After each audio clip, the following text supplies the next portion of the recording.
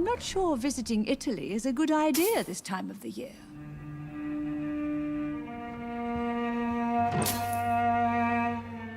Mother, good evening. Jonathan! Is it you? Where have you been, my prodigal son? I'm right here, Mother. I'm finally home. Yes, for this son of mine was dead and is alive again. He was lost and now found. But where is your sister? Where is Mary? Mary? She is gone, Mother. I know she's gone. The question is, when will she return as you have? I miss my grandson so much. It's been days since their last visit.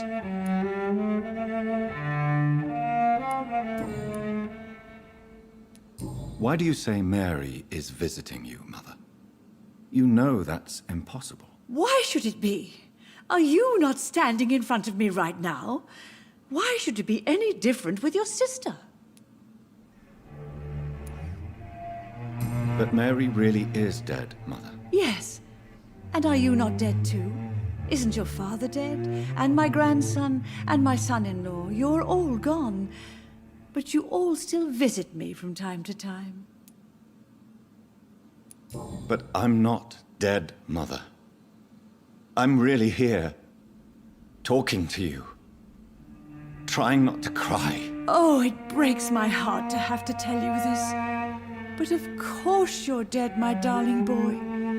Just look at you, as pale as my Mary.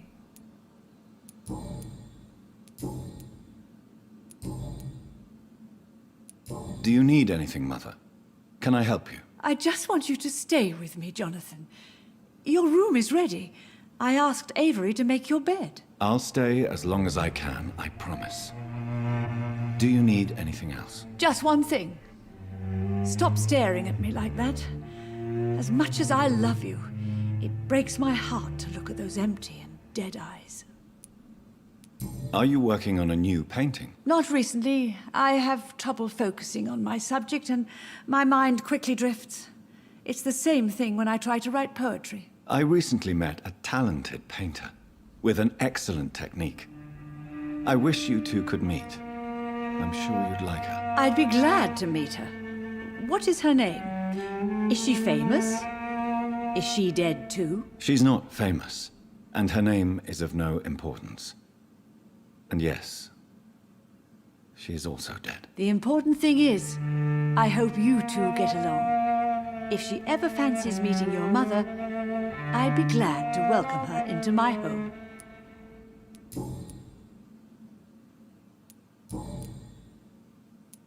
Have you returned to Whitechapel Cemetery since Mary's funeral? I never want to go back to that awful place. Wait. I think I went back once. And you were there too. And Mary? No, that can't be true. It was just a bad dream, Mother. A nightmare, yes. Mary was so angry. I walked back home alone. If that kind policeman had not called Avery from the station, I don't know what would have happened. Mother, do you know what's been going on in this area? Not really. I don't go out much due to the epidemic, and when I do, I tend to get lost. What do you mean you get lost? I hope you don't go outside alone. Of course not. When I go out, your father always comes with me, but he leaves me there sometimes, and I have trouble finding the way back.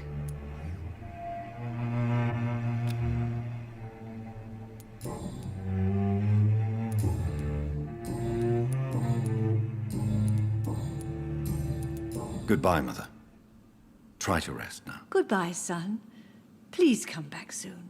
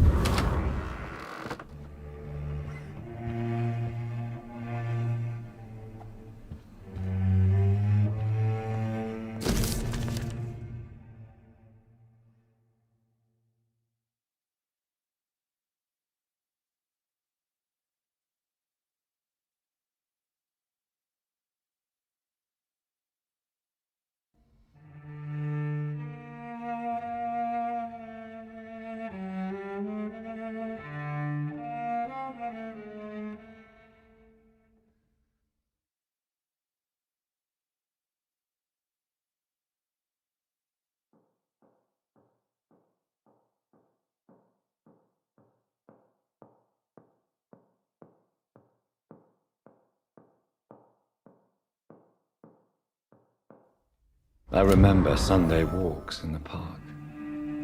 Aubrey, I'm not sure visiting Italy is a good idea this time of the year.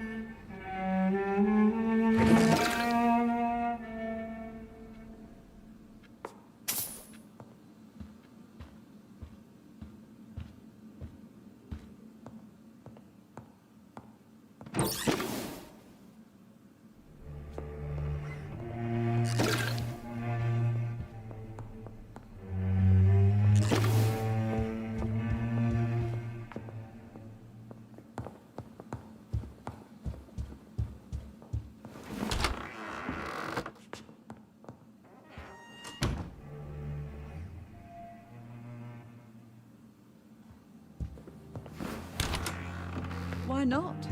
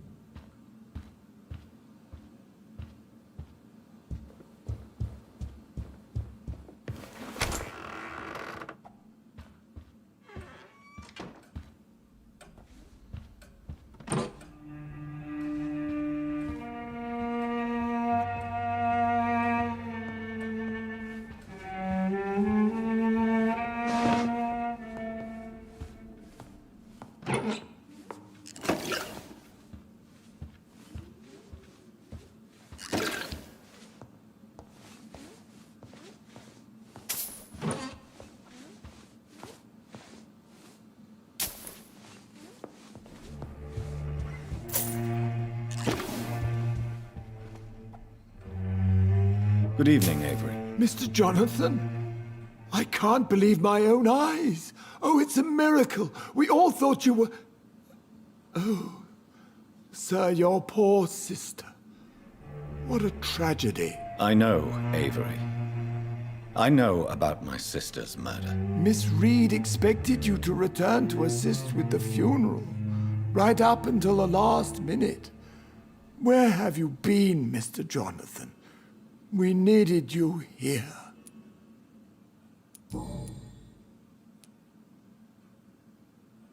I found an old letter written by my father and addressed to me. Do you know anything about it, Avery? Your father wanted me to give you this letter for your 35th birthday, but you left for the war, and the letter remained in his office until tonight. I realize now you knew my father better than I did. Do you know why he left, Avery? Did he ever speak to you about his departure? No, sir. Mr. Reed was not exactly forthcoming. Perhaps this letter will give you the information you require. Tell me the truth, Avery. Do you feel forced to stay here? Would you leave this house without the arrangement made by my father? No, sir. I have nowhere else to go. And I promised your father I'd take care of his family as long as I lived. This house is dead, Avery. There is a curse on this family. You really should consider leaving. If only you could have been here sooner or more often. Maybe this house would not be that empty. But you're here now, sir. So my task is not over.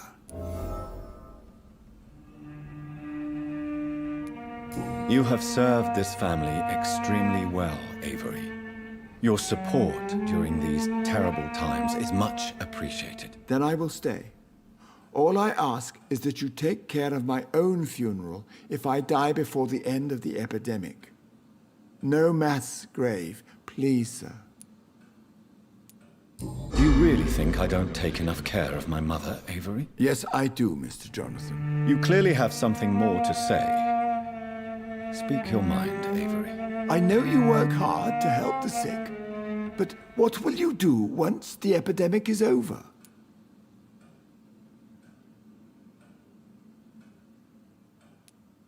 My home is here, and I have nowhere else to go. But this house will need some improvements if I move here. Some radical changes. That's good news. Whatever changes you have in mind, I'm sure we will find an arrangement that suits your mother also.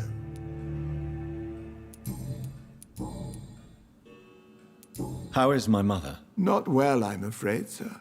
Miss Reed is very fragile since the police brought her back home. The police? What happened? Miss Reed was found walking in the streets. She kept saying she had spoken with her son and daughter. She's resting now. Has she received appropriate medical care? I'm taking care of Miss Reed myself.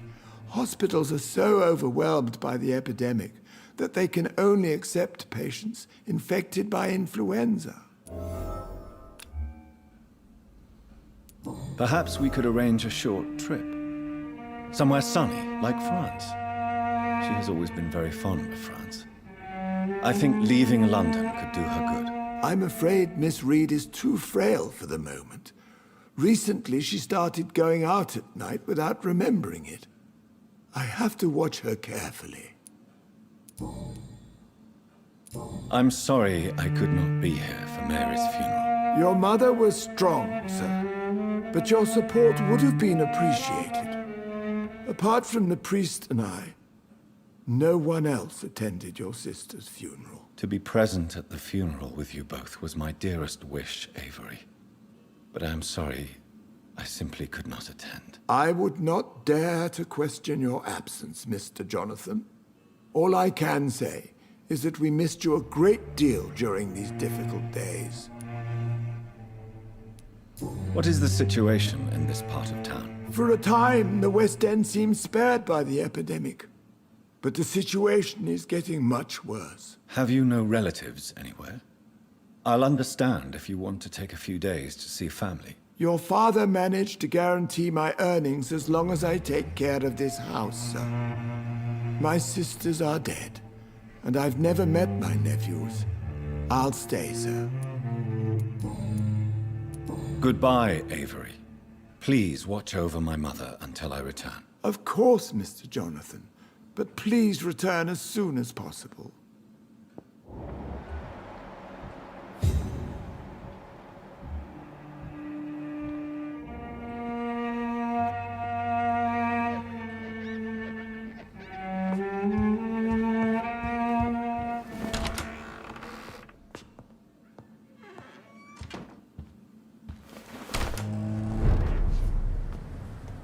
It has been such a long time since I last went to the theater.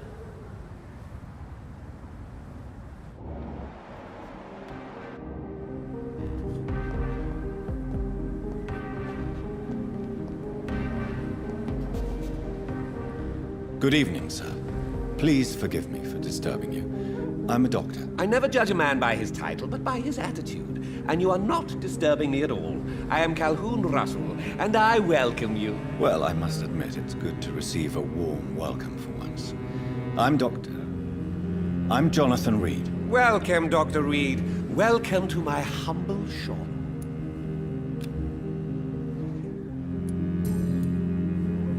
Do you have any family nearby? Not since my parents died. I'm London's lone gourmet.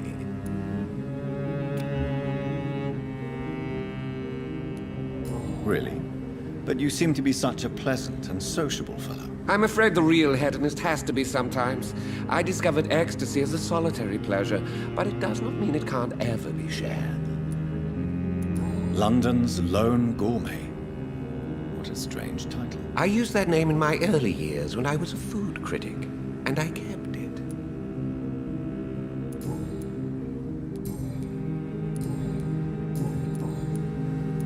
What can you tell me about this place? I recently found the best steak and kidney pie in the city. I'd be glad to share the address if you want. Finding a good restaurant? Is that really all that interests you? Oh, I have many passions, but nothing brings me ecstasy like subtle and exquisite flavors from my teeth to my belly. I must confess, I have quite specific tastes when it comes to nutrition. Really?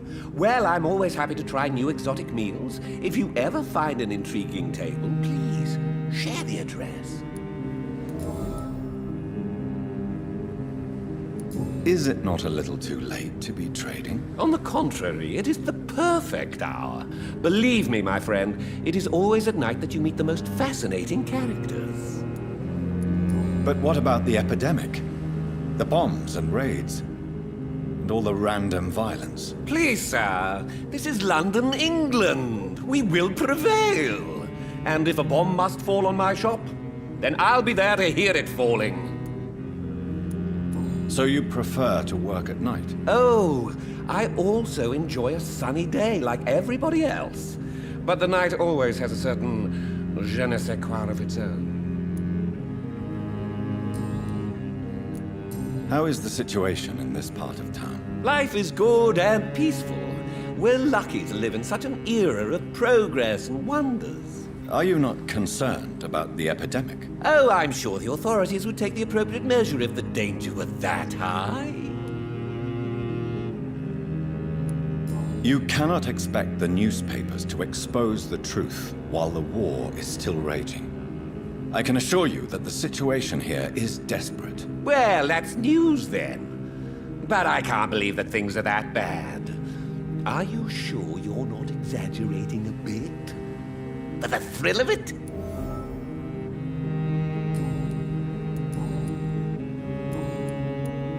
I may have a look at your goods, Mr. Russell.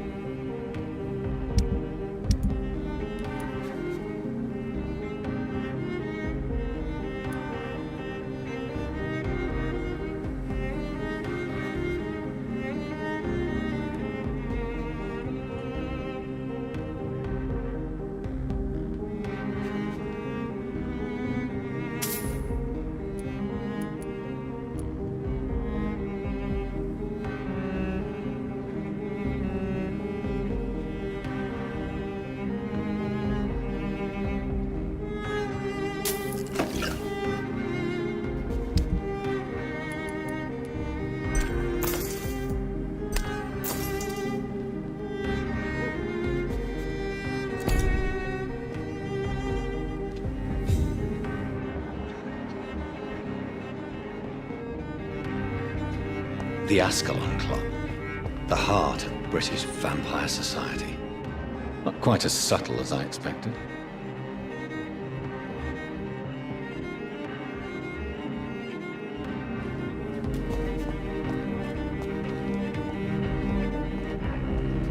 Good evening, sir. May I have your attention, please? Come on, Johnny. Don't you recognize your oldest friend? Clarence. Clarence Crossley. How are you? My God. So you survived the war too. So sorry I didn't recognize you at first. I almost didn't recognize you either. War does that to men, I heard. In my case, it was true, for I witnessed the horror that lies underneath. When did you escape the war and return to London? You know what's funny? I almost never think about the war. Not anymore. I'm involved in another kind of battle now. I know what you mean. I haven't had much time to think about the war either since my return. Of course. With the epidemic, I bet you've been busy as well. Forgive me, Johnny, I didn't want to sound selfish. What is this new battle? I saw terrible things during the war. Horrors I thought I'd forget. They're here too. They're everywhere. Vampires. Do you need medical assistance, Clarence? It's a little late for visiting hours, don't you think? What can I say? I haven't lost my old habits. I hope we're talking about the same habits, old friend. How is your wife, Venus? We've spent so much time away from each other. And so many things have happened. Is everything all right at home? Surely Venus was relieved to see you return from France in one piece. Have you forgot what people are like in this part of town, Johnny? Venus fears for our family reputation. Now her husband has become the village idiot. But you're alive. You returned in one piece and you have a family. How many soldiers can say the same? Believe me, it's not quite that simple. Unlike you, I'm not the man I used to be.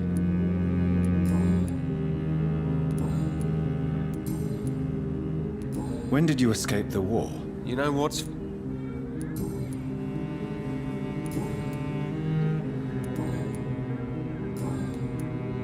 You need some rest, Clarence. You should try to sleep.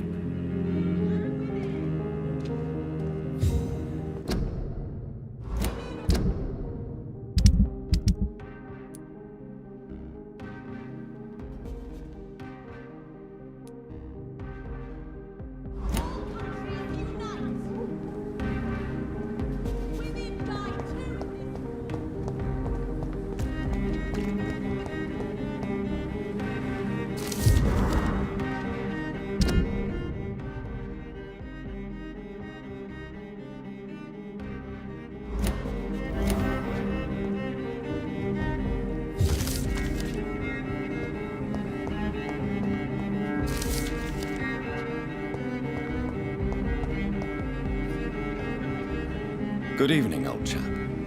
Are you all right? I won't lie to you, Johnny. I'm not a well man. Tell me what you have discovered about vampires, Clarence. They've always been here. And if you search for long enough, you realize others know about these devils too. I'm not alone. What do you mean you're not alone? Who have you met? The Guard of Priwen. The Brotherhood of St. Paul's Stole, Ichabod Throgmorton. Those names always pop up when you dig deep enough. Have you spoken with any of them? No. With the quarantine, it's almost impossible to leave the West End. But as a doctor, maybe you could, Johnny. Are you asking me to help you prove the existence of vampires, Clarence? Yes, Johnny. Please, gather all the information you can find about vampires and bring it to me. You're the only friend I have left. I need you. Have you shared your research with anybody else? No. But I've published my leaflets all across the city, hoping that someday someone will realize I'm printing the truth. You need some rest, Clarence. You should try to sleep.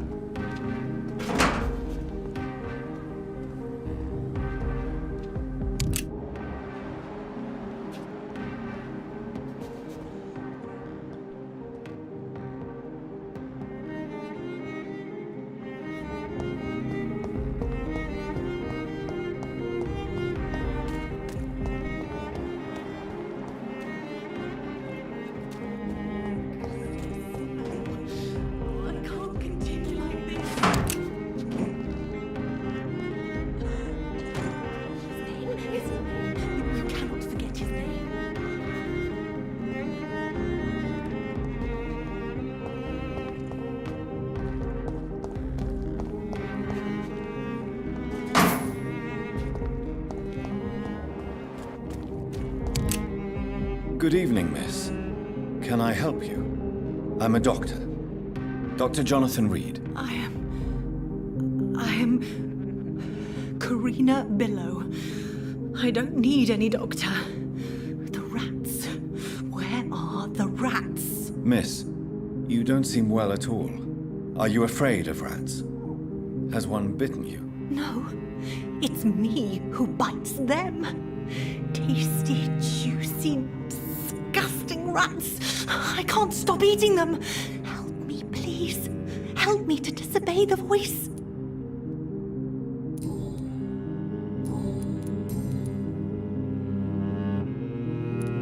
What happened to you? The rats.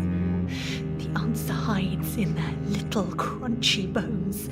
Their juicy, tiny brains. Miss Billow, please, try to concentrate. Why do you worry about rats so much? The voice in my head. He forces me to do so. Drink their blood, he said. Eat their flesh. Tell me about the voice in your head. Who is it? Can you describe it? Is it someone you know? Someone you met? Keep your mouth shut, he said. Don't ever speak about me, or I'll abandon you. Help me, please, Doctor. Do you feel compelled to obey that voice, Miss Billow? Even if you're loath to submit to it? Yes. Please. Help.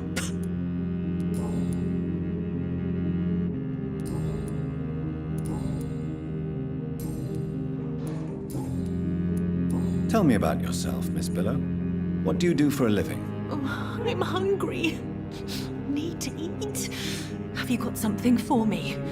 Blood, perhaps? Can you give me blood, Dr. Reed? Don't you remember who you are, miss? What you did for work? I was strong, proud. I campaigned for good causes. But that was before. Before. It does not matter anymore. I'm so hungry. What is the local news hereabouts, Miss Billow? Shadows. Shadows hunting shadows. Whispers in the dark. Pestilence. Suffering. Death.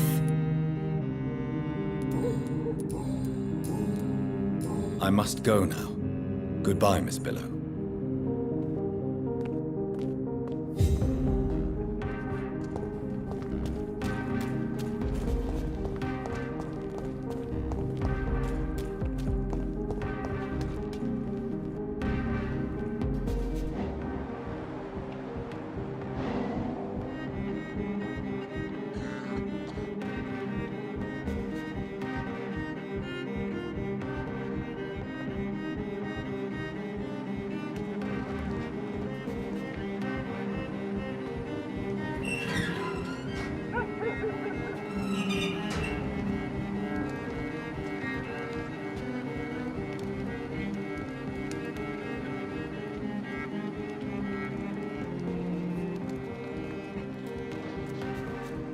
I cannot enter.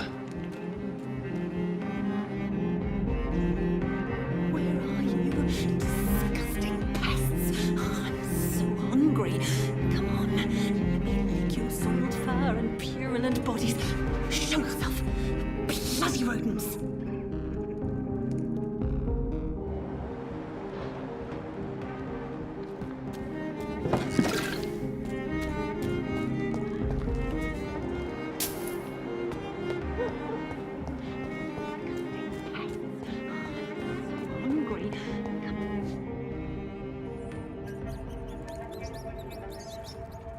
You make me sick, you juicy warm treat. Damn it! Oh my, what have we got here? A dead rat. Oh, so gross, so tempting.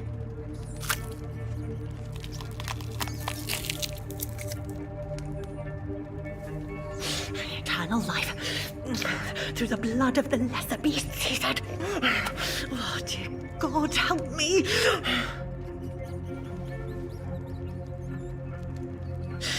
Save me, for I can't stand what I've become.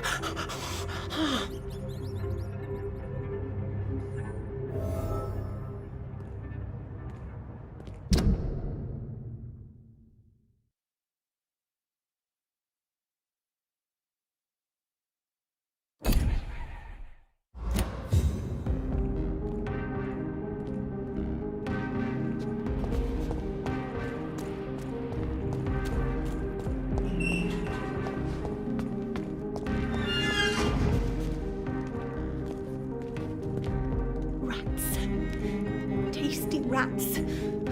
Those clever rodents are cautious now. Oh, they won't approach.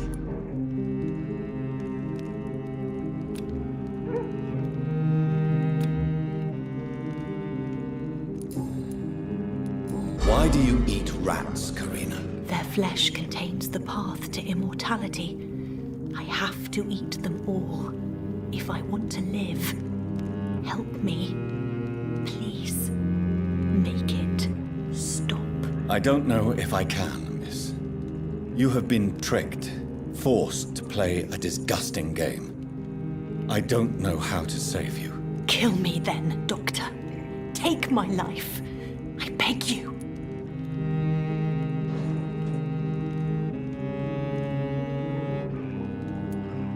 If that's really what you want. Is it really what you want, Miss Billow? No, it's not what I want. I wanted to live forever, but I've been tricked. Now I want this torture to stop. So, yes, sir. Make it stop.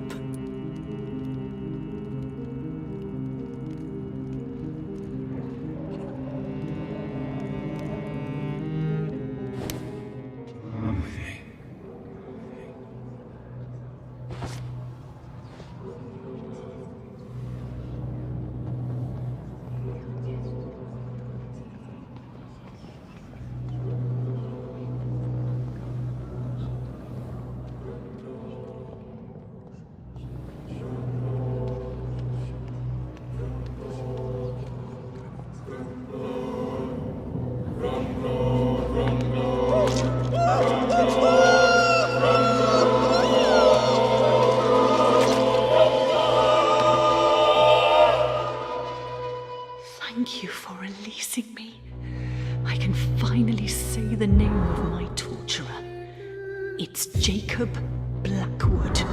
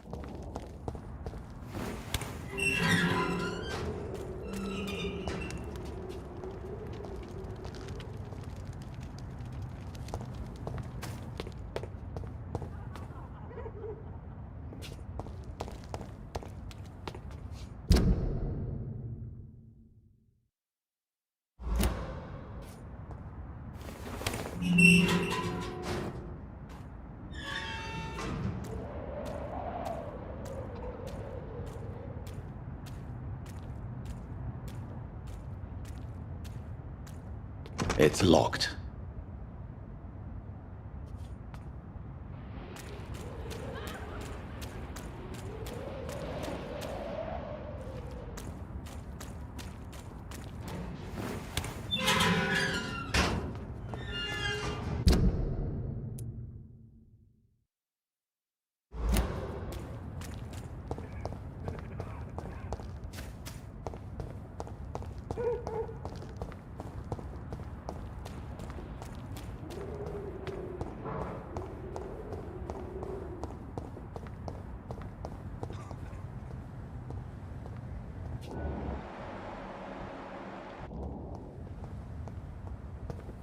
It could be someone you know. Between men Even and someone women. you're close to.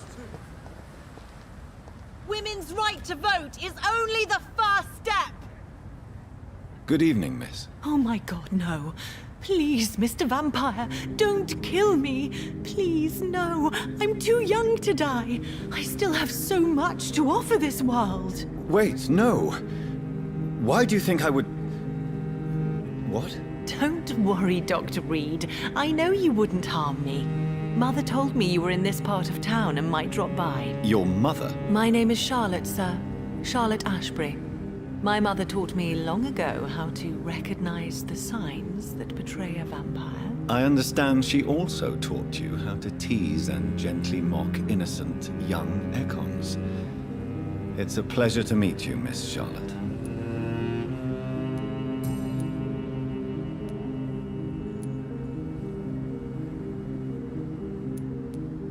What exactly has your mother told you about me? Your name and profession, obviously, and the mystery about your maker. I'm sorry to hear about what happened to your sister, sir. Mother says it was not your fault. Does it not scare you to know what I am? What your mother is? Why should it? My mother is the most compassionate woman. Must I be wary of her, Dr. Reed? Or you?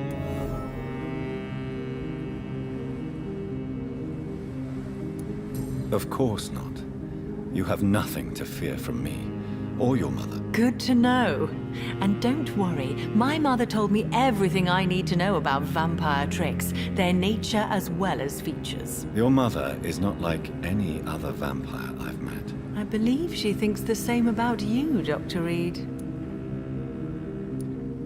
Tell me about your adoption. What do you want to know? Who are your real parents? Elizabeth Asprey is my real mother. She raised me and has taken care of me all my life. I have no idea who my progenitors are or were. Do you live with her? I still spend a lot of time in my mother's mansion, but I have my own house now. I have a life to live, you see. And one day, I'll have my death to face. How did you meet Lady Asprey? First, I was an orphan in the institution for girls she manages in the West End. When I was 10, she adopted me, and I have lived with her ever since. Did you know she was a vampire when she picked you? The correct word is Econ, Doctor. And no, I had no idea why my mother only showed up at night. She told me everything when I turned 16, though I suspected the truth for a long time before that.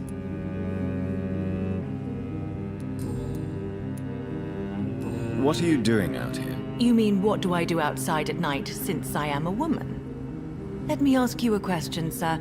Would you ask the same question of a man? Actually, yes.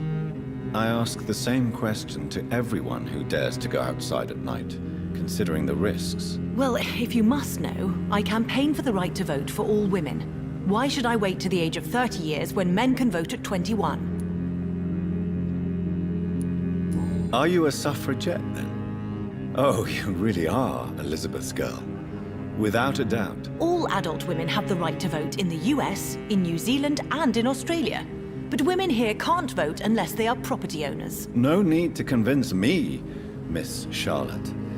I have shared your opinion for a long time. Even before I met Emmeline Pankhurst. Really? Oh. Now I see why my mother appreciates you so much. Too bad there aren't more men like you in the vicinity. How are the locals reacting to your claims? People here can't wait for a wall to be built to isolate the West End from the rest of town. That's how progressive they are. If this happens, Emily and I will blow it up. Explosives are very dangerous, young lady. And who is this Emily? She is my best friend, and a suffragette too. She was supposed to campaign with me tonight, but hasn't turned up. Have you any reason to be worried about her? Recently, Emily started to believe in... well, she got interested in vampires. I'm afraid she might be in trouble. Let me guess. You spoke to her about us, didn't you? Despite your mother's warning. I think I should try to find your friend. Oh, that would be top-notch. I can tell you where she might have gone. You have my thanks, Dr. Reed. And please, don't tell my mother. What do you think about this part of town? I was raised here, and I suppose it feels like home. You grew up in this part of town too, did you not? Yes, I was born a few streets away. A small world, is it not? Did you ever imagine that my mother was your neighbor all that time? That you could have met her in a dark alley at night? You won't trick me twice, young lady. We both know Lady Asprey never hunts or attacks prey at random. Come on, Doctor. Don't tell me you never thought about that possibility. Her fangs on your neck. Oh, are you blushing, Dr. Reed?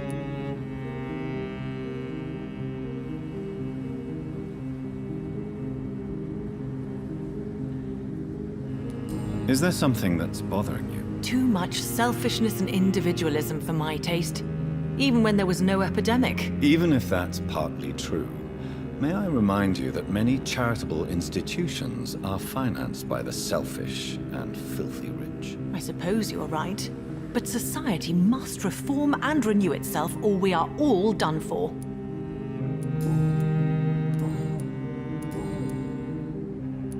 Why do you still hope to become a vampire in spite of your mother's refusal? It's the immortal aspect of vampires that interests me.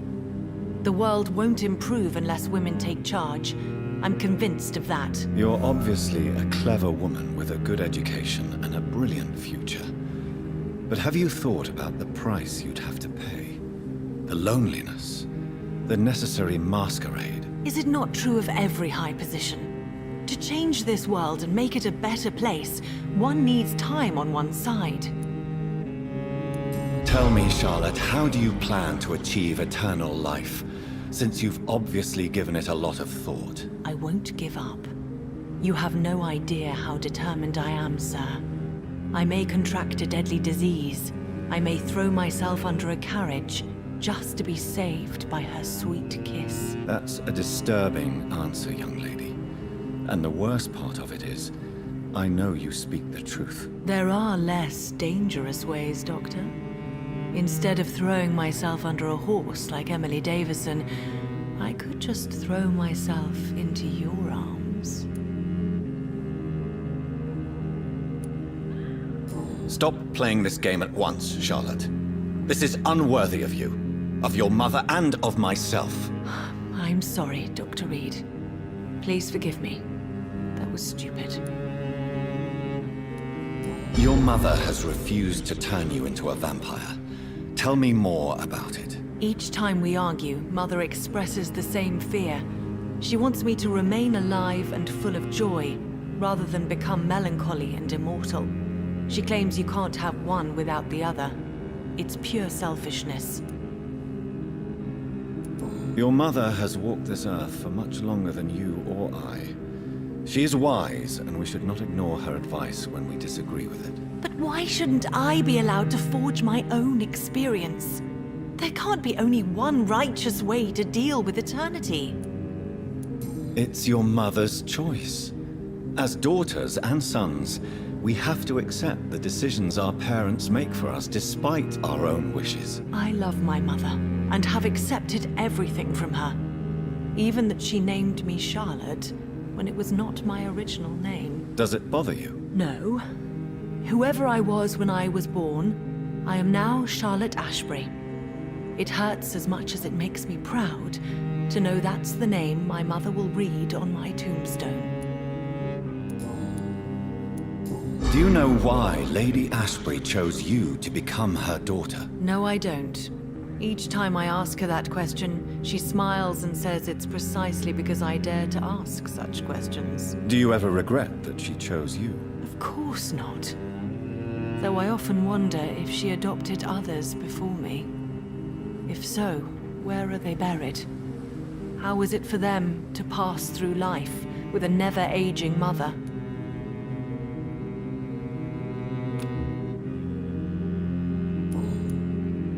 Goodbye, Charlotte. Give my best regards to your mother when you see her. She's been quite busy these last few nights. I suspect you may see her before me.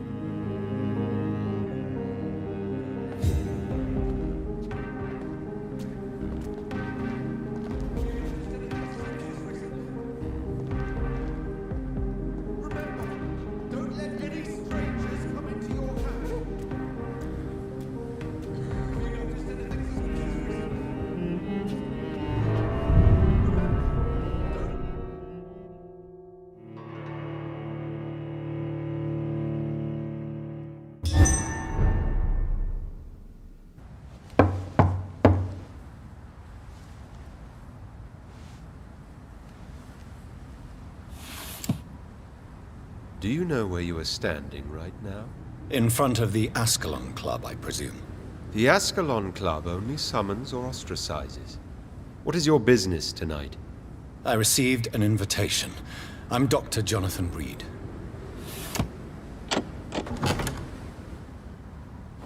Welcome to the Ascalon Club, then, Dr. Reed. Please proceed. Lord Redgrave is waiting on you upstairs.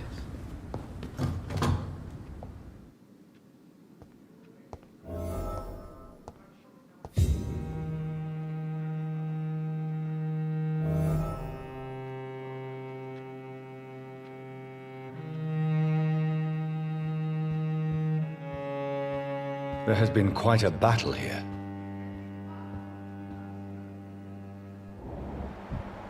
I'm sure the Ascalon Club has the money to replace the furniture.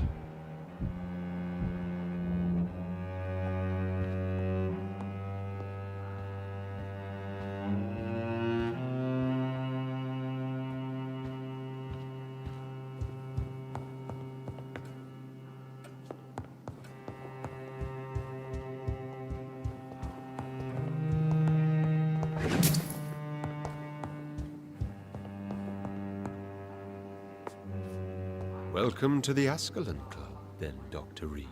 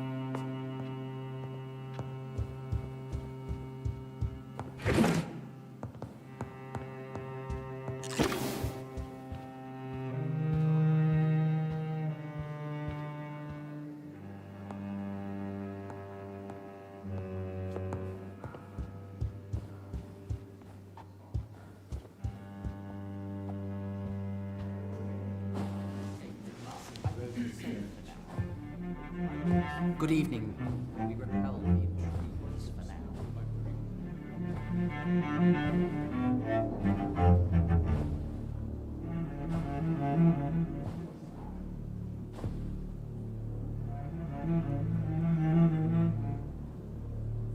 My good friends, if I may have your attention. Behold our visitor, the good Dr. Reed. Newborn of blood so pure and strong that even my friend Fergal Bancher was no match for him. Hear, hear, hear! Come forward, young Ekon, for we have so much to discuss.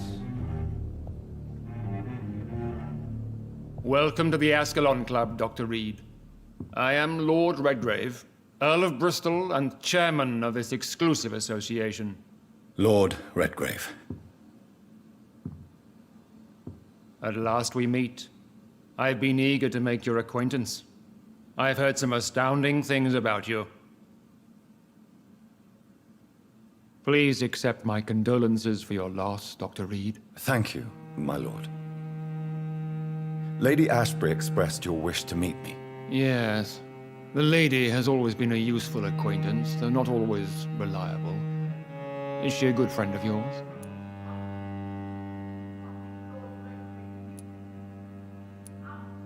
She has proved to be helpful on many occasions. The centuries have taught me never to trust a woman completely, especially if she is a mortal. Too prone to emotions, if you ask me. Too fickle when it comes to important decisions. My lord, do not expect me to speak ill of Lady Asprey. Of course not, and I praise your loyalty. Would you offer the same fidelity to the Empire? What do you mean? I speak of the Skull Plague that threatens London and the country. You have been on the front line in the East End, but the time has come to open up a second front here. The epidemic has escaped the quarantine. You have new cases of the outbreak. We don't know for certain, but we cannot allow the disease to threaten the prominent heads of Great Britain.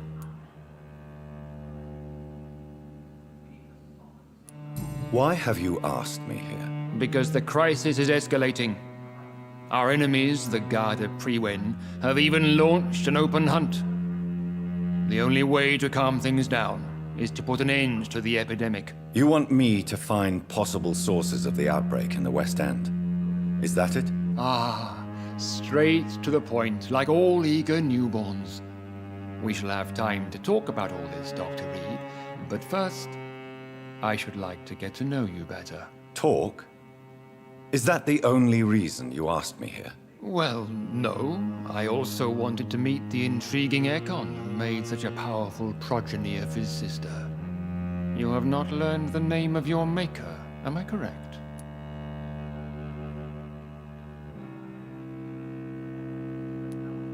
No, I haven't. Have no embarrassment, Dr. Reed. We all make mistakes.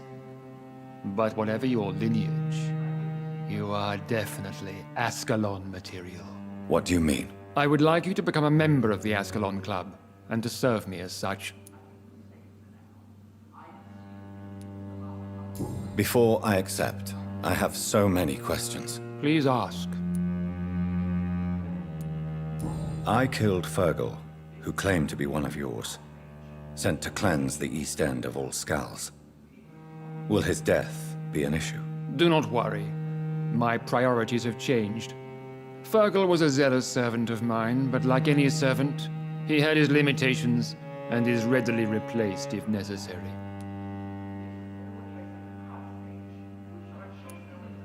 What is the Ascalon Club's express purpose? We follow the credo of William Marshall, the greatest knight who ever lived. As was he, we are sworn to protect the British Empire. William Marshall founded the Ascalon Club. Not exactly. William Marshall granted me immortality, and I founded the club a few years later. The good knight has been gone for so long. What does Ascalon mean? Ascalon was the lance wielded by St. George, glorious patron saint of England when he slew the dragon. And like that lance, we pierce the hearts of all our nation's enemies. What does it mean to be a member of the Ascalon Club? It means that you swear to protect the interests of the crown, that you become a loyal servant of the British Empire. Do you have any official recognition from the government? A charter from His Majesty the King? No. Of course, the Ascalon Club publicly supports the Empire, but the true nature of its members remains a secret. Am I supposed to follow orders? As founder and chairman of the club, I alone am entitled to make demands of our members, and I do appreciate obedience.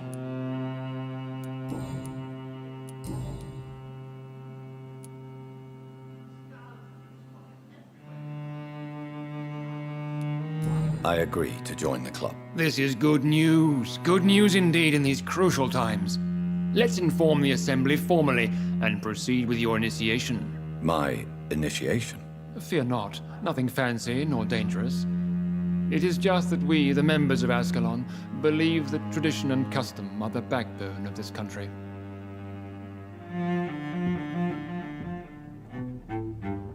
My fellow members, dear friends, please gather and welcome this Ekon as one of our own. Is he worthy? Is his blood pure? Well, speak, Dr. Reed, in front of the most sacred blood. The blood of our beloved William Marshall, speak now. Will you serve and protect the crown as he did? Yes, I will. Then, young Ekon, it is time to testify with your blood. It is time to sign the Book of Allegiance. I know it's awfully gothic and a tad pedantic, but England's traditions are the backbone of our nation.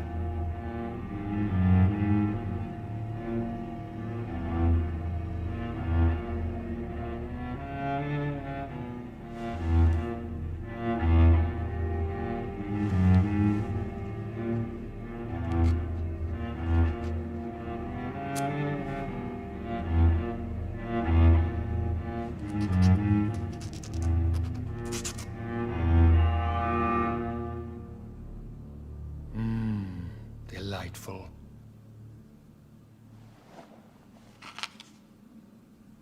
Welcome to the Ascalon Club, Dr. Reed. Take your place among the bearers of the lance. One of us! One of us!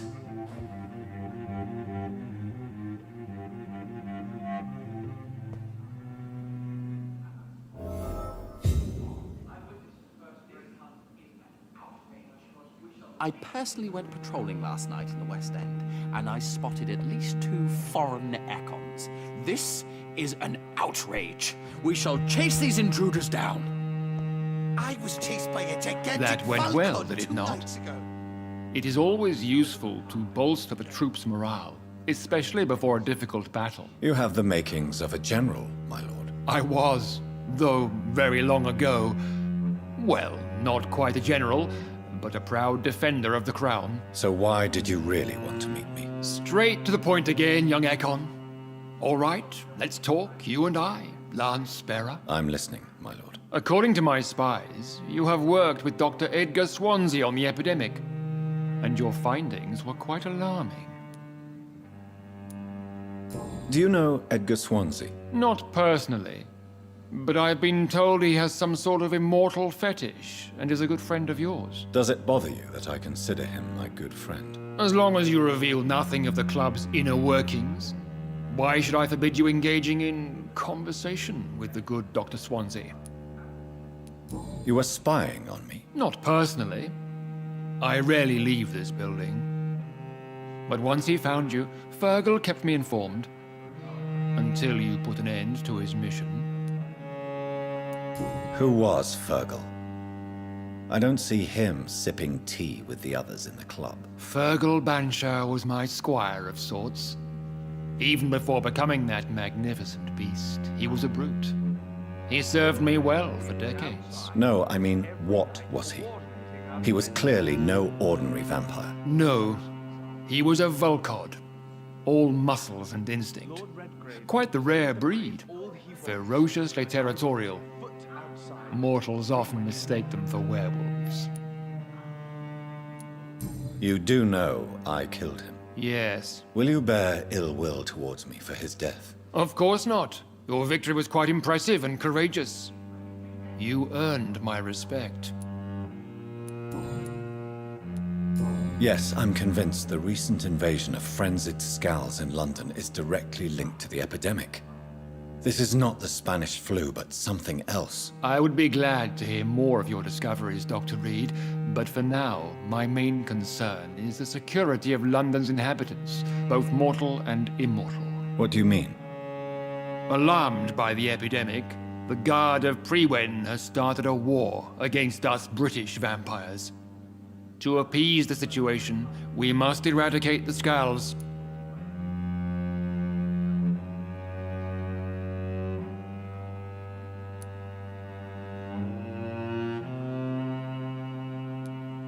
Skulls are hostile vectors of contagion. That is a fact. But first and foremost, they are victims. I agree, Dr. Reed. Most of the new Skulls who roam the streets at night used to be good British citizens. But they must be put down nevertheless. So, what do you want me to do? I want you to investigate the city thoroughly. I have reason to fear there are cases of contagion in this part of town.